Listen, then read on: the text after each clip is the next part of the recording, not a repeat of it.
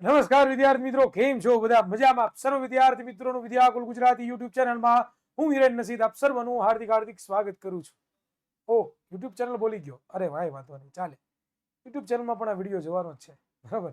ચાલો, મારો વોઇસ તમને ક્લિયર આવે છે? મારું ફેસ તમને ક્લિયર દેખાય છે બેટા? જણાવી દો તો આપણે લેક્ચરની શરૂઆત કરી દઈએ. ફટાફટ જણાવી દો ભાઈ, જણાવી દો, જણાવી દો ને એ ભાઈ, કે ભાઈ જણાવી દો ને. ओके चलो डन, वेरी गुड, रेडी है ना? वॉइस क्लियर आ रहा है ना? ओके, तो ચાલો વિદ્યાર્થી મિત્રો, આજે આપણે પ્રકરણ નંબર 12 જેનું નામ છે અન્ય સ્ત્રોતોમાં સુધારણા, જેનું આપણે આજના લેક્ચરમાં ફૂલમાંથી ફૂલ રિવિઝન કરવાની પૂરેપૂરી કોશિશ કરવાની છે.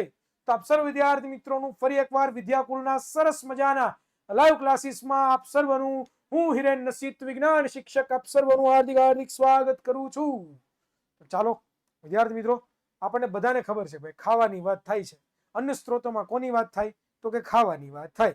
તો કે વિદ્યાર્થી મિત્રો, આપણે રોજ ઘણું બધું ખાઈએ છીએ, મજા આવી, dabeli, vada pav, pizza, burger, hot dog, જે પણ મજા આપણે બધું ખાઈએ છીએ. અને 100% ની વાત છે, ખાવું પણ જોઈએ, એમાંથી ઘણા બધા પોષક તત્વો પણ મળતા હોય છે. પરંતુ રેગ્યુલર પ્રમાણમાં જો ખાઈએ તો આપણને ઘણું બધું નુકસાન પણ થાય. પરંતુ અહીંયા અન્ય સ્ત્રોતોમાં સુધારણાની વાત છે.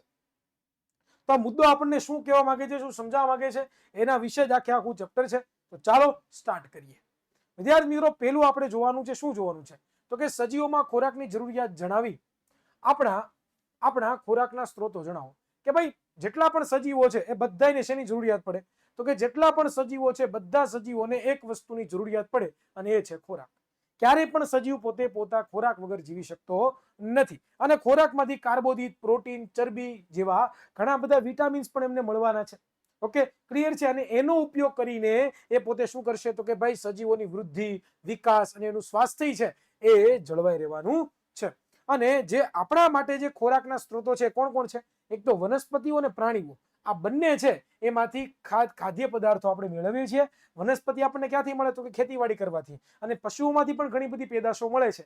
એમાંથી આપણને આપણે ક્યાંથી મેળવી શકીએ? તો કે પશુપાલન કરીએ તો જ મેળવી શકીએ. Okay done. તો આ વસ્તુ તો આપણને ખબર છે, બેઝિક બધી વસ્તુ છે, તો આમાં કઈ ડિટેલ હોય નહીં. ત્યાર પછી આપણે વાત કરીએ કે ભાઈ કૃષિ ઉત્પાદન અને પશુના ઉત્પાદનની ક્ષમતા વધારો કરવા કેમ આવશ્યક છે તે જણાવો. કે ભાઈ આપણે વાત કરીએ કે ભાઈ આપણને બધાને ખબર છે, શું ખબર છે? તો કે ભાઈ આપણે લોકો ખોરાક ક્યાંથી મેળવીએ? એક તો કૃષિ પેદાશમાંથી, બરોબર? એટલે કે આપણે ખેતીવાડી કરીને શું કરી શકીએ? તો કે એમાંથી અનાજ ઉગે અને એનો આપણે ખોરાક તરીકે ઉપયોગ કરીએ. અથવા તો આપણે બીજી કેવી રીતે એનો ઉપયોગ કરી શકીએ? તો કે ભાઈ પશુઓ છે, બરોબર, જે પ્રાણીઓ છે, એમાંથી મળતી જે આપણને પેદાશો, જેમ કે દૂધ છે, બરોબર, બીજી વસ્તુઓ છે, માંસ છે, આ બધી વસ્તુઓ પણ આપણે ઘણા બધા લોકો ખાવામાં ઉપયોગ કરતા હોઈએ છીએ. તો એમાં વધારો શું કામ કરવો છે? શું કામ વધારો કરવો છે? તો એનું પાછળનું કારણ છે કે ભાઈ ભારતની વસ્તી છે 1 બિલિયન કરોડથી પણ વધારે છે, અને તેમાં સતત વધારો થાય. મેઇન પ્રોબ્લેમ છે વસ્તી વધારો છે. બધા રાતથી ધબધબાટી બોલાવે છે, અને એના કારણે તમે જુઓ છો ભાઈ વસ્તી વધારો, અને વસ્તી વધારો થાય તો બધાને ખોરાકની જરૂરિયાત પડે, અને ખોરાકની જરૂરિયાત પડે એટલા માટે મારા બધું કરવું પડે છે, બરોબર વિદ્યાર્થી મિત્રો? તો આવી રીતે આપણે કરવું પડે છે. અને અહીંયા એક વસ્તુ વાપર્યું છે કે આ વધતી જતી વસ્તીને માટે 1 બિલિયનના ચોથા ભાગ જેટલા અન્ન આપણને શેની જરૂર પડે છે? ચોથા ભાગ જેટલા ઉત્પાદનની જરૂરિયાત પડે છે. કે ભાઈ 1 બિલિયન ના ચોથા ભાગનું છે એ આપણે અન્નની જરૂરિયાત પડતી હોય છે. અને આ વધારો ત્યારે સંભવિત બને કે વધુ ભૂમિ ખેતી કરવામાં આવે. અને ભારતમાં પહેલેથી ઘણા બધા સ્થળો પર ખેતી થાય છે. કે ભાઈ ખોરાકમાં વધારો આપણે ક્યારે કરી શકીએ? તો કે ભૂમિમાં જો વધારો થાય, ભૂમિની અંદર ખેતી કરવામાં વધારો થાય તો જ થાય. અને આમ પણ ભારતની અંદર તો ઘણા બધા લાંબા સમયથી ખેતી તો ચાલે જ છે, એટલે એ પણ કઈ બહુ મોટો પ્રશ્ન છે નહીં. ઓકે, તો આપણે શું કરવું પડે? તો કે ભાઈ આથી આપણે છે ખેતીવાડી માટે વધારે ભૂમિની પ્રાપ્યતાની સંભવિત નથી, બરોબર? ભારતમાં તો પહેલેથી ખેતી થાય જ છે, એટલે આપણે હવે ક્યાંથી જમીન ગોતવી ભાઈ? જમીન ક્યાંથી ગોતવી? આથી પ્રાપ્ત ભૂમિ પર કૃષિ ઉત્પાદન અને પશુપાલનના ઉત્પાદનની ક્ષમતામાં વધારો કરવો આવશ્યક છે. અને ઉત્પાદન વધારી વસ્તીની જરૂરિયાત, ખોરાક જરૂરિયાતને સંતોષવી જરૂરી છે. કે જો વિદ્યાર્થી મિત્રો શું કીધું છે? તો કે ભારતમાં તો ઓલરેડી પહેલેથી થાય જ છે ખેતી, અને લાંબા સમયથી ખેતી ભારત તો પોતે કરે જ છે. અને એ પોતે લાંબા સમયથી પોતે ખેતી કરતો હોય, બરોબર, એ પોતે લાંબા સમયથી ખેતી કરતા હોય તો પણ જમીન પણ લિમિટેડ છે ને આપણી પાસે. કેટલીક જમીન છે, બહુ લિમિટેડ જમીન છે. તો એના માટે આપણે કરવું શું પડે તો કે જમીનમાં વધારો નહીં કરી શકીએ આપણે, બરોબર. ખોરાક મેળવવા માટે વધારે પડતું વાવેતર હવે આપણે નહીં કરી શકીએ. તો આપણે શું કરી શકશું તો કે આપણે બે વસ્તુ કરી શકીએ. એક તો ભાઈ કૃષિ ઉત્પાદન છે એ, અને બીજું છે એ છે પશુ ઉત્પાદન. એની અંદર આપણે છે એની ક્ષમતામાં, એની ગુણવત્તામાં આપણે વધારો કરીએ અને જેનાથી આપણે છે કૃષિ ઉત્પાદન અને પશુધન મેળવી શકીએ. Okay, done. કન્સેપ્ટ સમજાઈ ગયો ભાઈ, આમાં શું કહેવા માંગે છે. ઓકે, આગળ વધીએ. ઓકે, ચાલો. નેક્સ્ટ આપણે જોવાનું છે વિદ્યાર્થી મિત્રો, તો એ છે કે ભાઈ ખેતી અને પશુપાલન માટે સપોષણીય પ્રણાલીઓની આવશ્યકતા છે. શું કરવાનું તો કે ભાઈ ઉત્પાદન વધારવાના આપણા પ્રયત્નોમાં પાક ઉત્પાદનમાં વધારો હરિત ક્રાંતિ દ્વારા, જ્યારે દૂધ ઉત્પાદનમાં શ્વેત ક્રાંતિ દ્વારા થયો છે. આની પહેલા પણ ઘણા બધા એવા પ્રયત્નો થઈ ગયા છે કે જેમાં પાકનો વધારો કરી શકીએ આપણે, જેમાં દૂધની પેદાશોનો વધારો કરી શકીએ. એના માટે બે ક્રાંતિઓ થઈ ગઈ, એક તો હરિત ક્રાંતિ અને બીજી કેવી હતી તો કે શ્વેત ક્રાંતિ, બરોબર.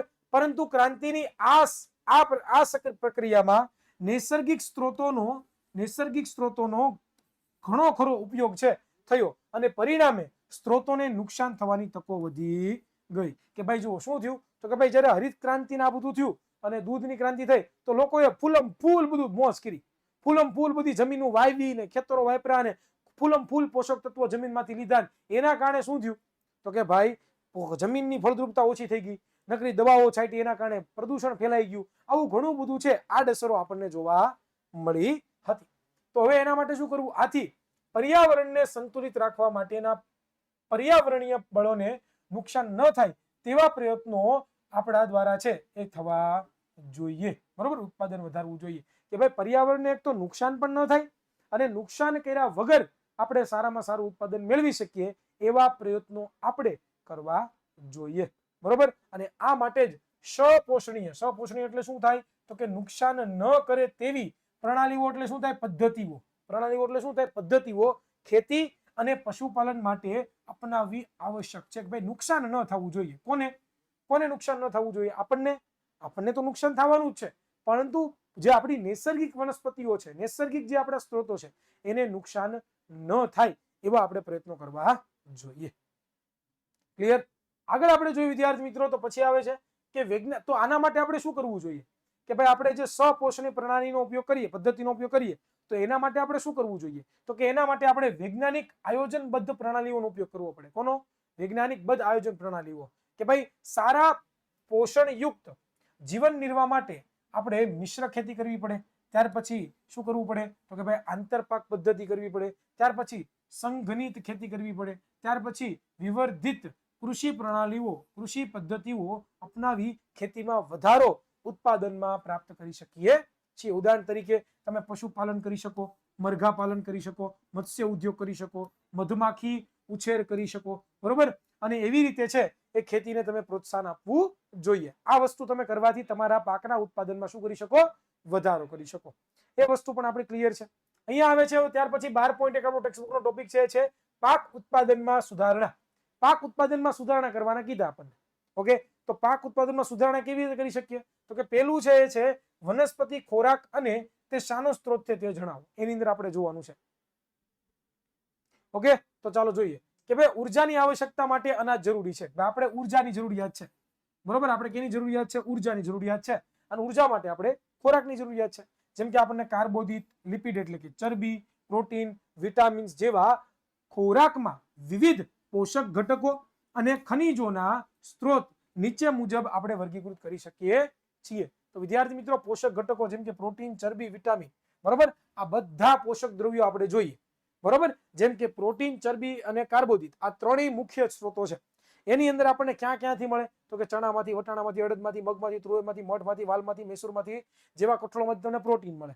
ત્યાર પછી કાર્બોદિત કેમાંથી મળે તો કે ભાઈ ઘઉં છે, ચોખા છે, મકાઈ છે, જુવાર છે, બાજરી છે જેવા ધાન્યો જેમાં તમે કાર્બોદિત નામનો પોષક તત્વો મળે. અને ચરબી ક્યાંથી મળે તો કે સોયાબીન છે, મગફળી છે, તલ છે, એરંડા છે, રાઈ છે, સરસવ છે, અળસી છે, સૂર્યમુખી જેવા તેલ બીજ કે તેલીબિયામાંથી આપણને મળતા હોય છે.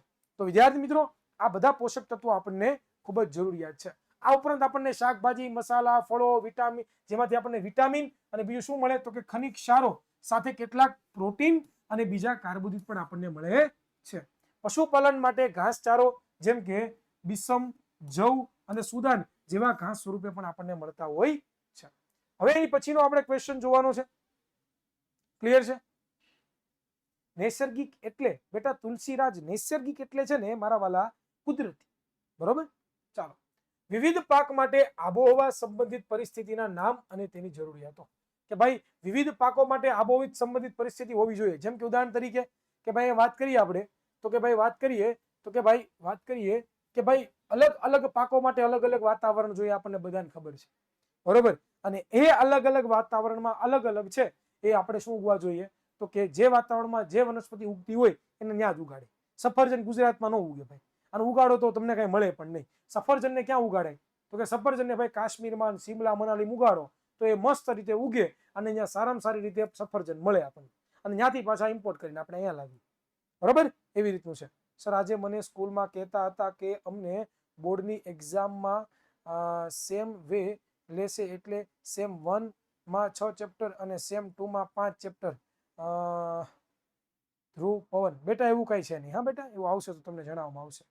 ચાલો, ક્લિયર? ડન? તો આપણે આગળ જોઈએ તો કે પાકને સારી રીતે વૃદ્ધિ પામવા અને જીવન ચક્ર પૂરું કરવા માટે ચોક્કસ આબોહવા સંબંધિત પરિસ્થિતિમાં છે આપણે એને જરૂરિયાત રહેલી છે. મેં તમને હમણાં જ કીધું કે ભાઈ પાકને જો વ્યવસ્થિત વૃદ્ધિ પામવી હોય, કોઈ પણ છોડને વ્યવસ્થિત વૃદ્ધિ પામવી હોય તો એને અનુરૂપ આપણે એને અનુરૂપ વાતાવરણ એને મળે એવા આપણે પ્રયત્નો કરવા જોઈએ. ઓકે, ડન છે? પછી દાખલા તરીકે જેમ કે પ્રકાશ અવધિ એટલે કે પ્રકાશનો સમયગાળો. અવધિ એટલે શું થાય? સમયગાળો. ફરીથી બોલું છું, અવધિ એટલે શું થાય? સમયગાળો. જેમ કે પ્રકાશ અવધિ સૂર્યપ્રકાશના સમયગાળાને સંબંધિત હોય છે. પુષ્પ સર્જન અને વૃદ્ધિ સૂર્યપ્રકાશ પર આધારિત છે. વનસ્પતિઓમાં પ્રકાશ સંશ્લેષણની ક્રિયામાં સૂર્યપ્રકાશનો ઉપયોગ કરી ખોરાકનું નિર્માણ થાય છે. બરોબર? કે જે જગ્યાએ સૂર્યપ્રકાશ હોય એ જગ્યાએ વનસ્પતિ સારી રીતે ઉગી શકે. હવે જે જગ્યાએ સૂર્યપ્રકાશ ન હોય ત્યાં તમે એમ કહો કે ચાલો મારે અહીંયા છે ને બધું વાવવું છે, તો ત્યાં તમે વાવવા જો કઈ ન ઉગે. બરોબર? ક્લિયર? તો આ આબોહવાની જરૂરિયાત છે વિદ્યાર્થી મિત્રો. ત્યાર પછી આપણે જોઈએ તો એની પછી આપણે જોઈએ પાકના પ્રકારો. તો પાકના બે પ્રકારો છે, એક તો ખરીફ પાક અને બીજો રવિ પાક. ઓકે, આ વિશે પણ આપણે અભ્યાસ કર્યો હતો જ્યારે આપણે ભણ્યો હતો ત્યારે. જો ભાઈ રિવિઝન. ઓકે, એટલે ઘણાને એમ થતું છે કે સર મને કઈ યાદ નથી આવતું, આવું ક્યારે ભણ્યા હતા. તો તમે રિવિઝન કરો છો તો યાદ કરી લો. બરોબર? સર જોશી શું કહે છે કે સર 10th માં સાયન્સનું વધારે સ્ટાન્ડર્ડ 10 નું જ પૂછાય છે ને? હે, એવું તને કોણે કીધું? એવું નથી હોતું બેટા. ધોરણ 10 માં તમે આવશો ને ઘણું બધું તમને નવું નવું જાણવા મળશે. અપુન તુમકો પढ़ाएगा मेरा भाई, तब देख लेंगे. ચાલો, ઓકે આસ્થાબેન, ચાલો ક્લિયર? ચાલો સર આવું કેમ? સૂર્યપ્રકાશ દ્વારા સમજ ન પડી. મિલન બેટા શું પૂછેસ તું? સર રવિ પાક માટેની એક શોર્ટકટ કઈ છે? ચાલો, તો અહીંયા ખરીફ પાક કોને કહેવાય? તો કે ભાઈ ખરીફ પાક એટલે કે એની શરૂઆત ક્યાંથી થાય? તો કે જૂન મહિનાથી લઈને ઓગસ્ટ સુધી છે એ વરસાદની ઋતુમાં ઉગે છે. દાખલા તરીકે ડાંગર છે, મકાઈ છે, સોયાબીન છે, બાજરી છે, અડદ છે, મગ છે. આ આટલા છે એ ક્યાં ઉગે? તો કે ખરીફ પાકમાં. ક્યાં મારા વાલા? ખરીફ પાક. અને એની ખરીફ પાક કોને કહેવાય? તો કે ભાઈ જે જૂન થી લઈને ઓગસ્ટ સુધી જે ઉગે, વરસાદની સિઝનમાં જે ઉગે એને આપણે શું કહીએ? ખરીફ પાક કહીએ. એમાં બધા પદાર્થો ઉગે છે. બીજું રવિ પાક કોને કહેવાય? તો કે નવેમ્બર મહિનામાંથી એટલે કે 11મા મહિનામાંથી લઈને એપ્રિલ મહિનો એટલે કે ચોથા મહિના સુધી શિયાળામાં ઉગે છે જે પાક, એને આપણે શું કહીએ? રવિ પાક કહીએ. આપણને બધાને ખબર છે. દાખલા તરીકે ઘઉં, રાઈ, વટાણા, અળસી, શેરડી, ચણા વગેરે આ બધું છે એ રવિ પાકમાં ઉગે. તો પાકના મુખ્ય બે પ્રકારો છે. બરોબર? સૂર્યપ્રકાશ વગર છોડે વૃદ્ધિ કરી શકે એમ ના. સૂર્યપ્રકાશ વગર મિલન પરમાર બેટા એ પોતે વૃદ્ધિ કરી શકતા નથી. હા, સૂર્યપ્રકાશ વગર વૃદ્ધિ ન થાય. વૃદ્ધિ ક્યારે થાય? તો કે જ્યારે એને ખોરાક મળે તો. હવે વિચાર કરો, જે વનસ્પતિને ખોરાક બનાવવા માટે સૂર્યપ્રકાશની જરૂરિયાત પડતી હોય, બરોબર, એને સૂર્યપ્રકાશ જ ન મળે તો ખોરાક ન બને. ખોરાક ન બને તો પોતે વૃદ્ધિ ન કરી શકે.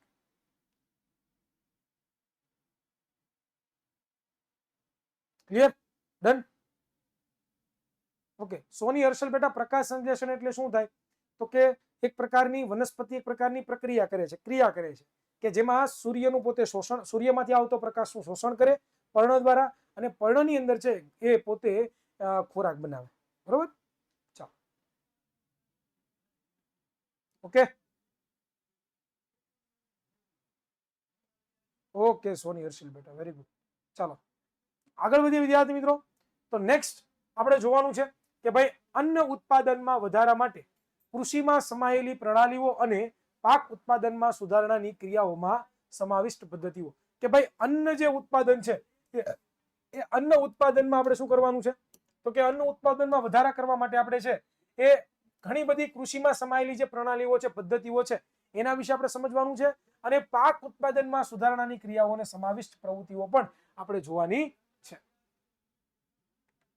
તો ચાલો જોઈએ કે ભારતમાં 1960 થી લઈને 2004 સુધીમાં ખેતી લાયક ભૂમિમાં 25% વધારો થયો અને અન્ન ઉત્પાદનમાં 4 ગણો વધારો થયો. આપણને બધાને ખબર છે.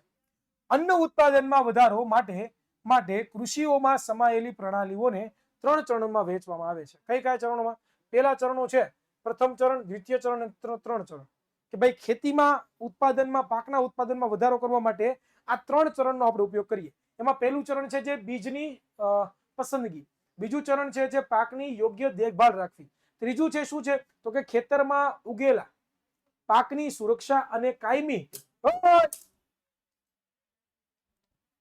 બચી ગઈ ખેતરમાં ઉગેલા પાકની સુરક્ષા અને કાપણી એટલે કે લણણી કરેલા પાકને નુકસાન થવાથી બચાવવા. જો આ 3 પદ્ધતિઓ છે કે ભાઈ સારામાં સારો તમારો પાક જોતો હોય, બરોબર, સારામાં સારો તમારા ભાઈ બહારનું બધું મૂકી દો, ધ્રુવી પવાર બેટા, એ બધું 10મા ધોરણનો જે ગોળી મારજો, હજી વાર છે, બરોબર, તમારી ઘણી બધી વાર છે.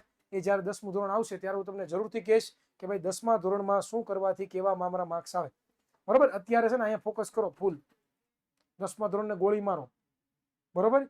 હજી 9મું ધોરણ પાસ કરવાનું બાકી છે. હા, ચાલો. તો આ 3 ચરણો ઇમ્પોર્ટન્ટ છે. એમાં પેલું જોઈએ બીજની પસંદગી કરવી. બીજની પસંદગી કરવી એટલે કે ભાઈ જો તમારે સારો પાક લેવો હોય તો બીજ પણ તમારે સારા લેવા પડે. કે ભાઈ ખરાબ બીજ હોય તમે વાવો તો કે ઉગવાના નથી, અથવા તો એ બીજની અંદર એવી ક્ષમતા હોવી જોઈએ કે એની કરતા પણ સારા બીજ ભવિષ્યની અંદર એની ઉપર આવે અને એ બીજનો ઉપયોગ છે આપણે ખોરાક તરીકે કરી શકીએ. અથવા તો એવા બીજની પસંદગી કરવી જોઈએ કે જે આપણને ઘણું બધું ઉત્પાદન એકી સાથે આપણને આપે. તો વિદ્યાર્થી મિત્રો આ કરવું જોઈએ આપણે. બીજું, પાકની યોગ્ય દેખભાળ રાખવી. કે ભાઈ પાક છે એને વ્યવસ્થિત જરૂરિયાત પ્રમાણે ખાતર આપવું જોઈએ, જરૂરિયાત પ્રમાણે પાણી આપવું જોઈએ, જરૂરિયાત પ્રમાણે એનું નિંદણ કરવું જોઈએ, જરૂરિયાત પ્રમાણે એને જેવું વાતાવરણ જોતું છે પ્રમાણે વાતાવરણ હોવું જોઈએ. આ બધી વસ્તુ ભાઈ ધ્રુવી પવારમાં ગુસ્સે થવાની જરૂર નથી. હા, એમાં ગુસ્સે થવાની જરૂર નથી. મેં કઈ તારું કઈ બીજું કઈ નથી કીધું, અહીંયા ભણવાની જ વાત કરી છે. હા, એટલે જે આ ગુસ્સાના ઇમોજી મોકલે છે ને બંધ કરી દે મારા વાલી. બાકી હું અહીંયા ગુસ્સે થઈ જાય ને તો પછી તું નહીં રહી ગયા. ચાલો ઓકે, ક્લિયર છે, ડન છે. તો એ વસ્તુ. અને જે ત્રીજા ચરણ છે એમાં શું છે તો કે ખેતરમાં ઉગેલા પાક છે, ખેતરમાં ધારો કે પાક ઉગી પણ ગયો, તમે ધ્યાન પણ રાખ્યું, તમે સારા બીજની પસંદગી પણ કરી, તમે પાકની યોગ્ય દેખભાળ પણ રાખી, પણ એની સાથે સાથે તમારે એની સુરક્ષા પણ કરવી પડે. બીજા કોઈ પ્રાણીઓ હોય અને પ્રાણીઓ આવે તો શું થાય, તો નુકસાન થાય, બરોબર. પ્રાણીઓ નુકસાન કરીને વહી જાય. બીજું, અનાવૃષ્ટિ અતિવૃષ્ટિ આવે તો પણ પાકને નુકસાન થાય. તો એની યોગ્ય સુરક્ષા રાખવી અને સાથે સાથે કાપણી કરવી. કાપણી કરવી એટલે કે પાક જ્યારે પાકી જાય તો એમાંથી અનાજને અલગ કરવું, એનું ધ્યાન રાખવું, એને સારી જગ્યાએ રાખવું જેનાથી એમાં સડો ન લાગે. ઘણા બધા કરે શું ખેડૂતો કે ભાઈ પાક બહુ વધારે પ્રમાણમાં ઉત્પન્ન થયો હોય, ઘરમાં ભરી દે, પણ ઘરમાં નકરા ઉંદરડા જાટા મારતા હોય, ઉંદરડા બધો પાક ખરાબ કરી નાખે. તો આવું ન થાય એનું ધ્યાન રાખવું જોઈએ. તો વિદ્યાર્થી મિત્રો આ 3 ચરણ છે એના ધ્યાન રાખવા જોઈએ જો તમારે સારામાં સારો પાક લેવો છે, જો તમારે સારામાં સારો પાક લેવો હોય તો. ઓકે, ચાલો. તો એમાં પેલું છે અહીંયા આપણે હમણાં ભણ્યા વિદ્યાર્થી મિત્રો કે પાક ઉત્પાદનમાં સુધારણાની પ્રક્રિયામાં સમાવિષ્ટ પ્રવૃત્તિઓ. કઈ કઈ પ્રવૃત્તિઓ તમે કરશો? તો પેલી, પાકની જાતોમાં સુધારણા કરવી. બીજું શું કરવું તો કે ભાઈ પાકની જાતોમાં સુધારણા કરવાની. ત્રીજું, બીજું શું તો કે પાક ઉત્પાદનમાં સુધારણા કરવી. અને ત્રીજું શું તો કે પાક સુરક્ષાનું પ્રબંધન કરવું. તો આટલી વસ્તુ તમે કરો તો તમારી જે પાક ઉત્પાદન છે એમાં શું થઈ શકે તો કે સુધારણા તમે કરી શકો છો. ડન. તો ચાલો આપણે પેલું જોઈએ કે પાકની જાતોમાં ઐચ્છિક લક્ષણો. કે ભાઈ પાકની જાતોમાં ઐચ્છિક લક્ષણોને સંકરણ દ્વારા ઉમેરી શકાય છે. સંકરણ માટે પાકની જાતોની પસંદગી પર પાકના સારા ઉત્પાદનનો આધાર રહેલો છે. સંકરણ માટે પાક જાતિ કે જાતિના પસંદગીમાં માપદંડો રોગ પ્રતિકારક ક્ષમતા વધારે હોવી જોઈએ, ખાતર પ્રત્યે પ્રતિચાર હોવો જોઈએ, નીપજની ગુણવત્તા ઊંચી હોવી જોઈએ અને ઉત્પાદન વધારે હોવું જોઈએ. કે ભાઈ તમારે એવા પાકો વાવવાના છે અથવા તો એવા બીજો પસંદ કરવાના છે કે જેની અંદર આટલી વસ્તુ આવેલી હોય. કઈ કઈ? પહેલી તો કે રોગ પ્રતિકારક ક્ષમતા વધારે હોય. ઓકે. બીજું તો કે ખાતર પ્રત્યે પ્રતિચારે પોતે આપતી હોય. ત્રીજું નીપજની ગુણવત્તા આપણને ઊંચી મળતી હોય અને ચોથું ઉત્પાદન આપણને વધારે મળતું હોય. આટલી વસ્તુ તમારે કરવી પડે તો જ તમને છે એ તમારા ઈચ્છિત લક્ષણો પ્રાપ્ત થાય. બીજું વાત કરીએ તો સંકરણ કરાવવાથી, સંકરણ તમે 3 રીતે કરવી શકો, એ પણ આપણે ભણ્યા હતા. બરાબર ભાઈ? રાવલ હાર્ડ વિજય જે હોય ભાઈ, જેટલા પણ વાગે ક્લાસ પૂરો થશે બરોબર, હું પૂરો કરી દઈશ. અહીંયા ભણવા આવો છો તો ભણવાનું કરો, બીજા કાંઈ પંચાયત નથી કરવાની આપણે કે કેટલા વાગે ક્લાસ પૂરો થશે, સર ક્યારે આવશે, સર ક્યારે જશે. એ હાર્દ, હા ભાઈ, જે હોય હાર્દ બાર્દ, એ પણ અહીંયા ધ્યાન આપો ભણવામાં. બરોબર? પ્રતિચાર એટલે કે ભાવ આપવો. જેમ કે ઉદાહરણ તરીકે હું તમને 2 ધોલ ચડાવી દઉં તો તમે પ્રતિચાર કેવો આપો? રોવા મળો, હામું બોલી જાવ. કેમ? પ્રતિચાર. બસ એવો એને પ્રતિચાર કહેવાય. ચાલો, સંકરણ એટલે કે 2 અલગ અલગ જાતોને ભેગી કરવી અને ભેગી કરીને એમાંથી નવી જાત બને એને સંકરણ કહેવાય. આ બધું ભણી ગયા છો કુમાર મોહિત બેટા, આ રિવિઝન ચાલે છે. રિવિઝનમાં આવા સવાલ કરો ને તમે તો તમને રિયલી તમને જેમ થવું જોઈએ કે નહીં હું ભણ્યો જ નથી કઈ. બરોબર? ચાલો, તો સંકરણના 3 પ્રકારો છે. અંતઃજાતીય સંકરણ, બીજું આંતરજાતીય સંકરણ અને ત્રીજું છે આંતર પ્રજાતીય સંકરણ. તો વિદ્યાર્થી મિત્રો આપણે પહેલા જોઈએ કે ભાઈ આંતરજાતીય સંકરણ કોને કહેવાય? તો કે એક જ જાતની વનસ્પતિઓને 2 જુદી જાત વચ્ચે કરાવવામાં આવતું સંકરણ. શું કીધું? એક જ જાતિની વનસ્પતિઓને 2 જુદી જુદી જાતો વચ્ચે કરવામાં આવતું સંકરણ એને શું કહીએ આપણે? આંતરજાતીય સંકરણ. પછી આંતરજાતીય સંકરણ કોને કહેવાય? તો કે એક જ પ્રજાતિની વનસ્પતિઓની 2 જુદી જુદી જાતિઓની વચ્ચે કરવામાં આવતું સંકરણ. અને આંતર પ્રજાતિ સંકરણ કોને કહેવાય? તો કે ભાઈ 2 ભિન્ન વનસ્પતિઓની પ્રજાતિઓની વચ્ચે કરવામાં આવતું સંકરણ. તો આ સંકરણના છે ઉદાહરણો છે, ખાલી યાદ રાખવાના, પૂછાશે નહીં, એટલું બધું ઇમ્પોર્ટન્ટ નથી. હવે નવી જાતો સ્વીકારવા માટે શું આવશ્યક છે એ જોવું જરૂરી છે કે ભાઈ નવી જાતો સ્વીકારવા માટે ભાઈ તો કે પહેલું કે ભાઈ પાકની નવી જાતો વિભિન્ન ક્ષેત્રો એટલે કે ભિન્ન પરિસ્થિતિઓમાં સારું આપણને શું આપી શકે? તો કે ઉત્પાદન આપી શકે. કે વિદ્યાર્થી મિત્રો આપણે એવી જાતો પસંદ કરવી જોઈએ કે જેની મદદથી આપણે છે વિદ્યાર્થી મિત્રો એ સારામાં સારું આપણે શું મેળવી શકીએ? તો કે ઉત્પાદન મેળવી શકીએ. ખેડૂતને સારી ગુણવત્તાવાળા વિશિષ્ટ બીજ એટલે કે બિયારણની પ્રાપ્તિ સરળતાથી થઈ શકે એવા વાવવા જોઈએ. બીજું, બધા જ બીજ એક જ જાતના હોય અને સરખી પરિસ્થિતિમાં અંકુરિત પામતા હોય. જાતો વપરાયિત જાતો છે એ વિપરીત આબોહવાકીય પરિસ્થિતિમાં ઉગી શકે. દાખલા તરીકે સ્વીકૃત કરેલી નવી જાત વધુ ક્ષારવાળી ભૂમિમાં પણ ઉગી શકે. તો આટલા મુદ્દાઓ ધ્યાન રાખવા જેવા છે કે જેમાં તમે નવી જાતોને સ્વીકાર્ય કરી શકો છો. નેક્સ્ટ ક્વેશ્ચન કે કયા કારણો કે પરિબળો માટે જાત સુધારણા કરવામાં આવે છે? તો કેટલા પરિબળો માટે? હું કામ જાત સુધારણા તમારે કરવી છે? હું કામ તમારે જાત સુધારણા કરવી છે? તો જો વધુ ઉત્પાદન મળે એટલા માટે. બીજું, ગુણવત્તામાં સુધારો થાય એટલા માટે. ત્રીજું, જૈવિક અને અજૈવિક પ્રતિરોધકતા વધે. બીજું, પરિપક્વતાના સમયમાં ફેરફાર થાય. બીજું, વ્યાપક અનુકૂળતા મળે. અને બીજું, ઐચ્છિક કૃષિકીય લાક્ષણિકતાઓ જોવા મળે. તો આટલી લાક્ષણિકતાઓને કારણે જે આપણે શું કરી શકીએ? તો કે પાકની જાતોમાં આપણે સુધારણા કરવા ખૂબ જ જરૂરિયાત છે. પહેલું છે શું છે? વધુ ઉત્પાદન. આપણે વધુ ઉત્પાદન મેળવવું છે.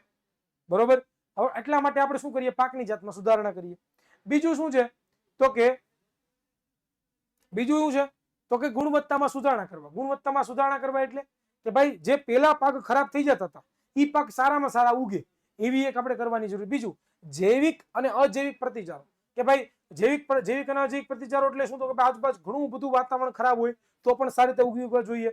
બરોબર? ઘણા બધા સજીવો એને હેરાન કરતા હોય એ વનસ્પતિને, તો છતાં પણ પોતે સારા ઉગવા જોઈએ. એને શું કહેવાય? તો કે જૈવિક અને અજૈવિક પ્રતિચારો. ત્યાર પછી પરિપક્વ સમયમાં ફેરફાર.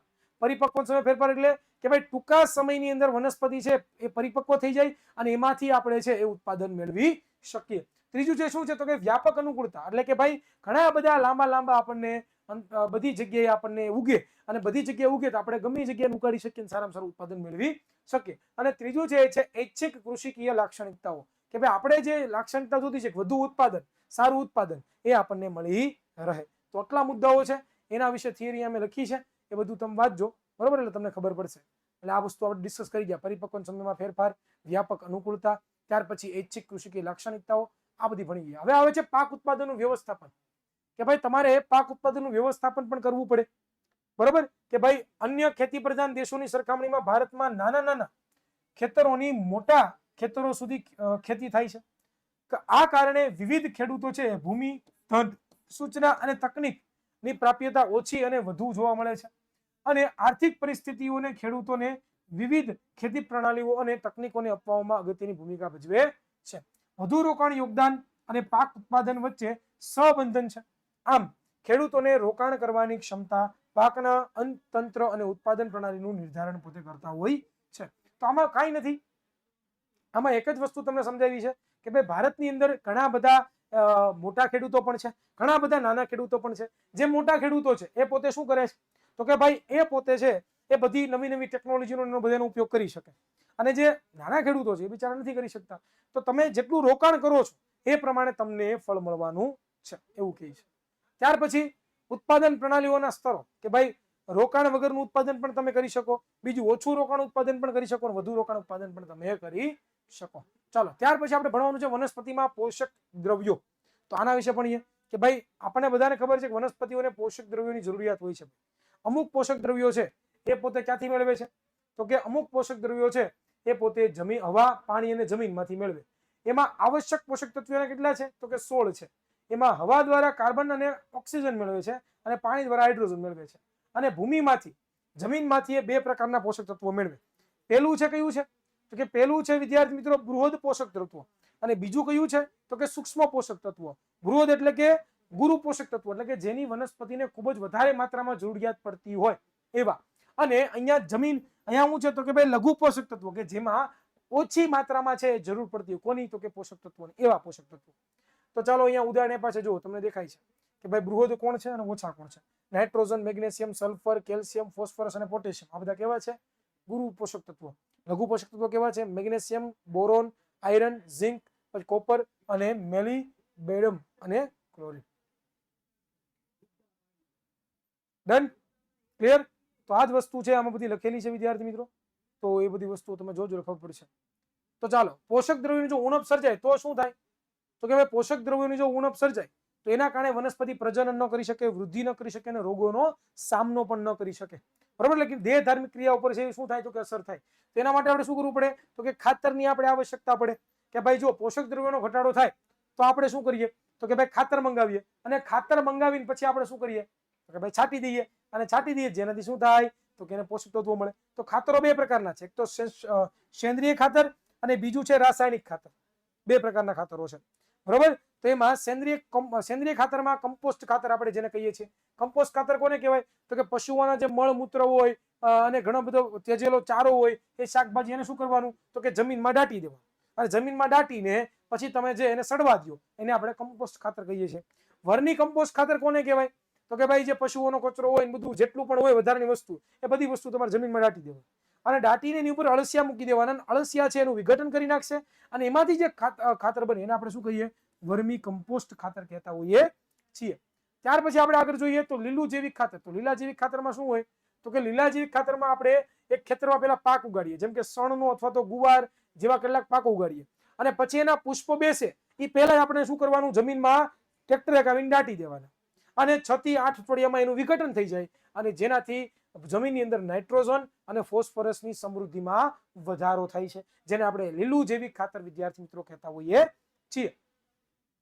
ત્યાર પછી સેન્દ્રિય ખાતરો ભાઈ, તો કે સેન્દ્રિય ખાતરનો લાભ શું છે ભાઈ તો કે એમાં વધુ માત્રામાં નાઇટ્રોજન હોય, ફોસ્ફરસ હોય અને પોટેશિયમ પૂરતા પ્રમાણમાં હોય, અને વાનસ્પતિક પોતે વૃદ્ધિ પણ ફટાફટ કરી શકે, પુષ્પની વૃદ્ધિ પણ સારી રીતે થાય, અને સ્વસ્થ વનસ્પતિઓ અને વધુ ઉત્પાદન પ્રાપ્ત કરી શકીએ આપણે સેન્દ્રિય ખાતરથી. પરંતુ સેન્દ્રિય ખાતરના ગેરફાયદા પણ છે, બરોબર. ગેરફાયદા કયા કયા છે? એક તો આર્થિક રીતે બહુ મોંઘું છે, બીજું સિંચાઈ કરતી વખતે પાણી સાથે વહી જાય તો વનસ્પતિને પૂરતા પ્રમાણમાં પોષક તત્વો મળતા નથી, અને જલ પ્રદૂષણ પણ પાછું કરે. આ જે સેન્દ્રિય ખાતર શું કરે છે જલ પ્રદૂષણ પણ છે એ પાછું આપણને કરતા હોય છે, બરોબર. ક્લિયર? રિવિઝન છે એટલે થોડુંક ફાસ્ટ ચાલશે, એટલે ખાસ ધ્યાન રાખવાનું છે. ચાલો, કાર્બનિક જે છે એટલું બધું ઇમ્પોર્ટન્ટ નથી એટલે આપણે જોવાના નથી. આગળ જોઈએ, આપણા દેશમાં કૃષિમાં સિંચાઈ શા માટે સમાવિષ્ટ છે ભાઈ? આપણને બધાને ખબર છે કે આપણા દેશની અંદર વરસાદ ક્યારે પડે તો કે ચોમાસા. ઓકે, વરસાદ ખાલી ચોમાસામાં જ પડે. બાકી શિયાળુ અને ઉનાળામાં વરસાદ પડતો નથી. તો એના માટે આપણે શું કરવું પડે? તો કે ભાઈ આપણે સિંચાઈ પદ્ધતિનો ઉપયોગ કરવો પડે. તો સિંચાઈ આપણે ઘણી બધી અલગ અલગ રીતે કરીએ છીએ. કઈ કઈ રીતે? તો કે વિદ્યાર્થી મિત્રો, સિંચાઈ આપણે છે એ અહીંયા આ રહ્યું જો, સિંચાઈ આપણે છે કુવાઓ દ્વારા કરી શકીએ, નહેરો દ્વારા કરી શકીએ, અને નદીઓમાંથી પાણી ઉચકીને પણ આપણે કરી શકીએ, અને તળાવો દ્વારા પણ આપણે કરી શકતા હોઈએ છીએ. તો પેલું છે કુવા દ્વારા સિંચાઈ. તો ખોદવા, બરોબર, ખોદેલા કુવાઓ કોને કહેવાય? તો કે તેના દ્વારા ભૂમિગત પાણીના સ્તરોમાં આવેલા પાણીને એકત્રિત કરવામાં આવે. કુવા હોય એમાંથી પાણી આપણે એકત્રિત કરી શકીએ.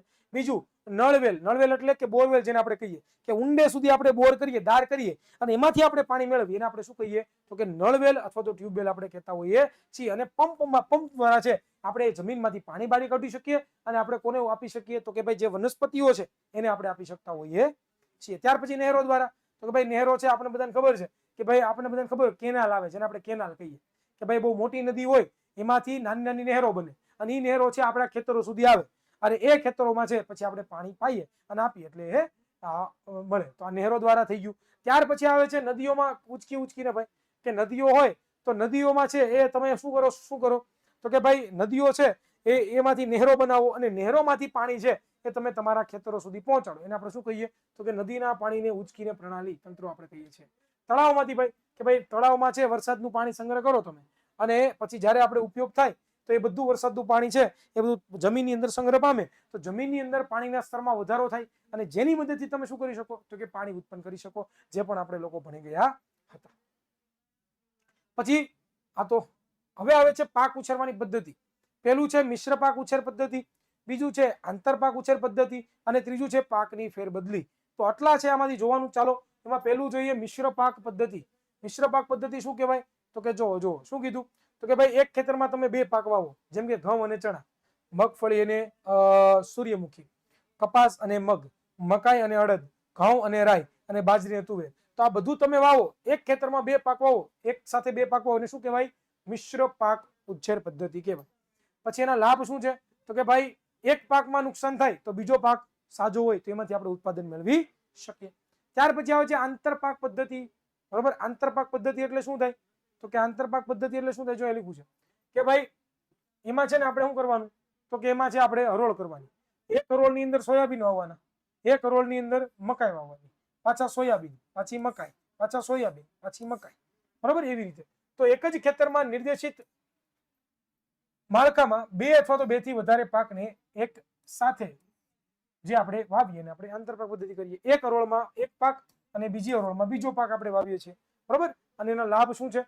તો કે એના લાભ જોવા છે. શું છે?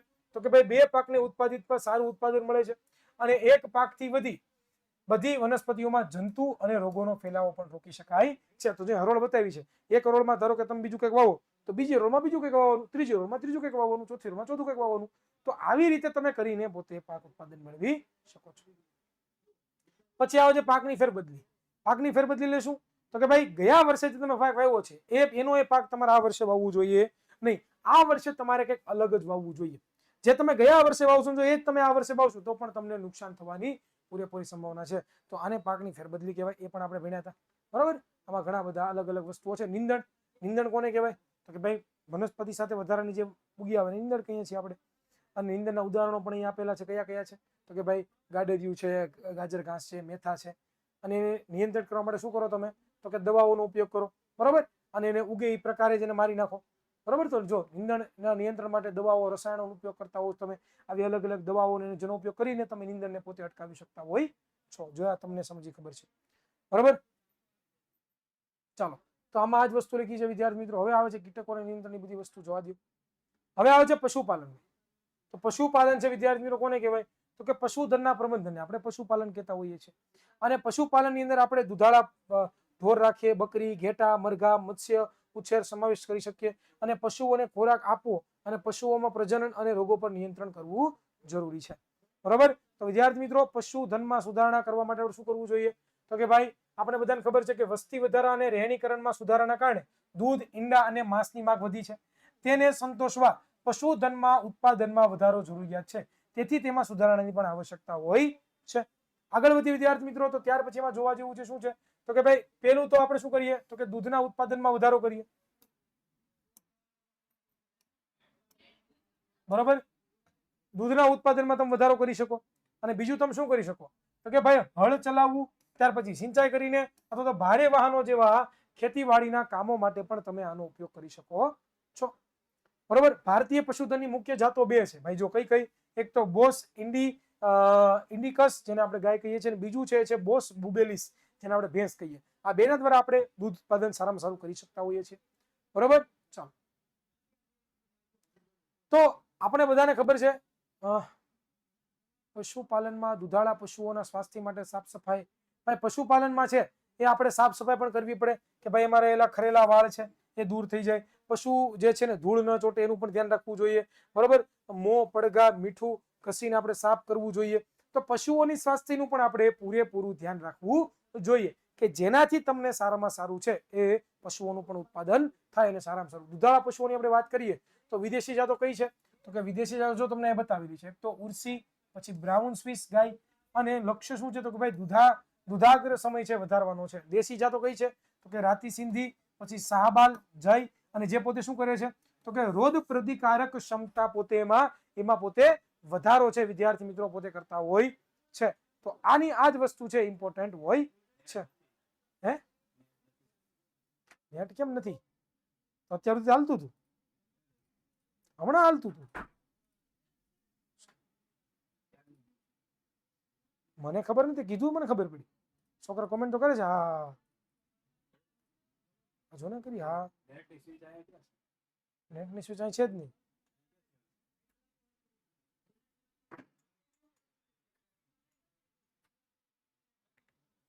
ચાલો, દુધાળા પશુઓને જાત સુધારણા. ભાઈ દુધાળા પશુઓની જાત સુધારણા શું કરવું જોઈએ તો કે ભાઈ લાંબો દૂધ શ્રવણ કાળ ધરાવતી વિદેશી જાત અને રોગ પ્રતિકારક ક્ષમતા વધારે ધરાવતી દેશી જાતના અનુક્રમે માદા અને નર વચ્ચે આપણે સંકરણ કરાવવાથી આપણે શું કરી શકીએ તો કે ભાઈ આપણે છે એ દુધાળા પશુઓની જાતોમાં સુધારણા કરી શકતા હોઈએ છીએ. બરોબર. બંને પિતૃના ઐચ્છિક લક્ષણોને પ્રાપ્ત કરવામાં આવતા હોય છે. બરોબર. તો અહીંયા જો તમને ઉદાહરણ આપ્યા છે કે ભાઈ ગમાણીની ચોખ્ખી રાખવી જોઈએ, એમાંથી એને પશુપાલનને ગરમી ને એવું બધું તો થાય, હવા ઉર્જાવાળું વાતાવરણ મળે, આ બધી વસ્તુઓનું એનું ધ્યાન રાખવું જોઈએ, આવશ્યક છે. બરોબર. પછી આપણે એને ખોરાકમાં પણ સારો ખોરાક એને આપવો જોઈએ. પશુઓને બે પ્રકારના ખોરાક આપવા જોઈએ. બરોબર. ચારો આપવો જોઈએ. બરોબર. પછી અનાજ આપવું જોઈએ, રેસાવાળા પદાર્થો જેમાંથી પ્રોટીન અને અન્ય પોષક તત્વો એને મળી રહે, તો એની અંદરથી જે સારામાં સારા પોતે ઉત્પાદન પોતે કરી શકે. બરોબર. ત્યાર પછી પશુ રોગો સામે પણ રક્ષણ માટે ઘણું બધું બે પ્રકારના પરોપજીવો છે, તો બાહ્ય પરોપજીવો અને અંત પરોપજીવો.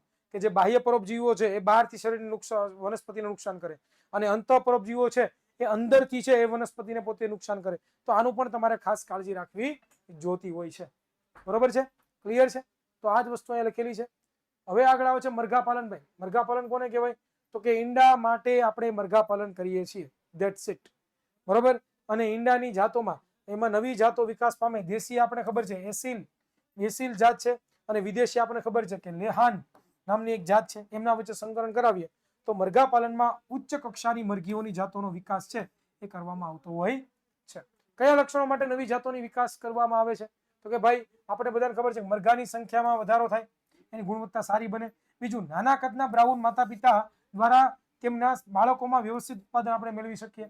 બીજું શું ધ્યાનમાં રાખવાનું તો કે ગરમીથી આપણને શું મળે અનુકૂળતા, અને ઊંચા તાપમાને પોતે એ સહન કરવાની પોતે ક્ષમતા ધરાવતા હોય. ત્યાર પછી તો કે સાર સંભાળમાં ઓછા ખર્ચની પોતે જરૂરિયાત પડતી હોય. બરોબર. એને સાર સંભાળમાં કેની જરૂર પડતી હોય? ઓછામાં ઓછા ખર્ચની જરૂરત પડતી હોય. આ બધા મુદ્દાઓ ધ્યાન રાખવા જેવા છે. બરોબર. મરઘા પાલન તમે જોવો છો કે આવી રીતનું આખું મરઘા પાલન થતું હોય. મરઘા પાલનમાં રખાતી જોઈતી સાર સંભાળ. ભાઈ સાર સંભાળ પણ રાખવી જરૂરી છે ભાઈ. બરોબર. તો નિવાસ છે એનું સ્વસ્થ રાખવું જોઈએ, સાફ સફાઈ કરવી જોઈએ, પૂરતું એનું ધ્યાન આપવું જોઈએ. બરોબર. ત્યાર પછી આહાર ઈંડા મૂકનારી મરઘી અને માંસ આપનારી મરઘી માટે અલગ અલગ હોવો જોઈએ. બરોબર. જેમાં પ્રોટીન અને ચરબીયુક્ત વધારે વિટામિન એ અને કે ને બધા મળી રહે એવા એને આપણે પોષક તત્વો આપવા જોઈએ. ડન છે? ક્લિયર છે? આગળ વધીએ. બરોબર. એને રોગો નિયંત્રણ માટે બેક્ટેરિયા, જીવાણુ ને બધું ફૂગને હેરાન ન કરે એના માટે મરઘાઓનું આપણે રોગો સામે રક્ષણ, સાફ સફાઈ આપણે પ્રત્યેક કરવી જોઈએ. બરોબર. આ બધી વસ્તુઓ છે તમે વાંચો એટલે તમને આવડે. બરોબર. ત્યાર પછી આવે છે મત્સ્ય ઉદ્યોગ, મત્સ્ય ઉત્પાદન. તો મત્સ્ય ઉત્પાદનથી શું થાય તો કે મત્સ્ય ઉત્પાદનથી આપણે અલગ અલગ પ્રકારની માછલીઓ ઉગાડી શકીએ. ઉગાડી નથી શકતા, આપણે માછલીઓ મેળવીએ જેમાંથી આપણને માંસ મળવાનું છે, જેમાંથી આપણે ભોજન પણ કરી શકીએ. બરોબર. તો આમાં માછલીઓ અલગ અલગ પ્રકારે મળે છે, બરોબર. કવચીય માછલીઓ છે, ઝીંગા માછલીઓ છે અને મૃદુકાય માછલીઓ છે. બે પ્રકારે સ્ત્રોતો હોય છે માછલીના. પેલું છે પ્રાકૃતિક સ્ત્રોતો, કે ભાઈ જેને આપણે શું કહીએ તો કે માછલી પકડવી રહે છે અને દરિયામાંથી અથવા તો મીઠા પાણીમાં તમને માછલી મળે અને એમાં તમે માછલીને પકડો અને પકડીને પછી તમે એનો ઉપયોગ કરો. બીજું શું છે તો કે ભાઈ મત્સ્યપાલન. મત્સ્યપાલન એટલે શું તો કે તમે એવા દરિયા બનાવો, દરિયા જેવી નદીઓ જેવું બધું બનાવો અને એની અંદરથી છે એ તમે શું કરી શકો તો કે મત્સ્યપાલન કરી શકો અને એમાંથી એનો ઉપયોગ થઈ જાય. બરાબર. જો આ તમને મેળવવાની રીતો માછલીઓ દેખાય છે અને આ જે છે એ તમે મત્સ્ય સંવર્ધન કરો છો, એટલે કે માછલીઓ તમે મેળવો છો. પછી દરિયામાં પણ આવી રીતની માછલીઓ હોય છે, બરોબર. આપણને માછલીઓ ભારતની અંદર છે ક્યાંથી મળે છે તો કે ભાઈ આ જે વિસ્તાર છે, આ બધો વિસ્તાર છે, બધી જગ્યાએથી આપણને માછલીઓ મળવાની સંભાવના છે, કારણ કે દરિયા કિનારો કેવડો મોટો છે તો કે 7500 કિલોમીટર લાંબો દરિયા કિનારો છે. ઓકે, ચાલો. મત્સ્ય માછલીઓ કેટલા બધા પ્રકારની, અલગ અલગ પ્રકારની. જો પ્રોસ્ટેટ છે, પછી મેકરલ છે, પછી ટુના છે, પછી સાર્લી છે, પછી બોમ્બે ટચ છે, બરોબર. સૌરાષ્ટ્રમાં પણ ઘણા બધા પ્રકારની બોમ્બે ટચ, પછી પોસ્ટેટ મોટા જથ્થા મળી આવે છે. અલગ અલગ પ્રકારની માછલીઓ આપણને મળતી હોય છે, જેમાં આપણે જોવાનું છે, બરોબર. દરિયામાંથી આપણે આવા મોતીઓ પણ આપણે વિદ્યાર્થી મિત્રો મેળવી શકીએ છીએ. તો આ બધું રિવિઝન માટે કામનું નથી એટલું બધું. હવે આવે છે આ બધા ફોટાઓ છે કે ભાઈ મીન પક્ષયુક્ત માછલીઓ છે, જેમ કે મુદા છે, ભેકડી છે, પછી પર્સપોલ છે, કવચી માછલી, ઝીંગા અને બધું બતાવ્યું છે. આવી અલગ અલગ પ્રકારની માછલીઓ તમને મળે છે અને જેનો ઉપયોગ કરીને તમે આગળ પ્રવૃત્તિ કરી શકો છો, બરોબર. ચાલો, ત્યાર પછી આવે છે અંતઃસ્થલીય મત્સ્ય ઉછેર. અંતઃસ્થલીય મત્સ્ય ઉછેર એટલે શું થાય તો કે મીઠા જળના જે સ્ત્રોતો છે, નહેરો છે, તળાવો છે, સરોવરો છે, પછી પ્રાણી સંગ્રહાલયો છે, નદીઓ છે, વગેરેના સ્થાનમાં છે એ તમારે શું કરવાનું, માછલી વાવો, ઉગાડો, વાવો નહીં પણ એને મોટી કરો. એને શું કહીએ આપણે તો કે અંતઃસ્થલીય મત્સ્ય ઉછેર કહેતા હોઈએ છીએ, બરોબર. હવે એ વસ્તુ તમે વાંચશો એટલે તમને આવડશે. ત્યાર પછી છેલ્લું છે શું છે, નેટ ગયું છે તો લાવો નેટ ભાઈ. કઈ સ્વિચ બંધ કરું ભાઈ? સ્વિચ બંધ કરે બધું બંધ થઈ જાય. રાઉટરની સ્વિચ અલગથી છે જ નહીં ભાઈ, કાંઈ બંધ ન કરતા હોય, બાકી બધું બંધ થઈ જાય. હા, ભેગું જ હોય ને બાપ, મને શું ખબર.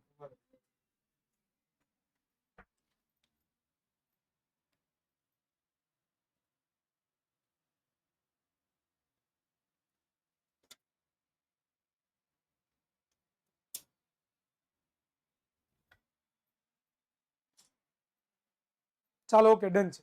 આવી ગયું ઇન્ટરનેટ ભાઈ? ઇન્ટરનેટ આવી ગયું ભાઈ? ઓકે છે, ડન છે. ઓકે, ચાલો, સરસ, વેરી ગુડ. આવી ગયો ભાઈ, ઇન્ટરનેટ આવી ગયું. પાછળથી ગાડીની પિન પાછી નાખી દીધી એટલે આવી ગયું ઇન્ટરનેટ. આવી ગયું ને?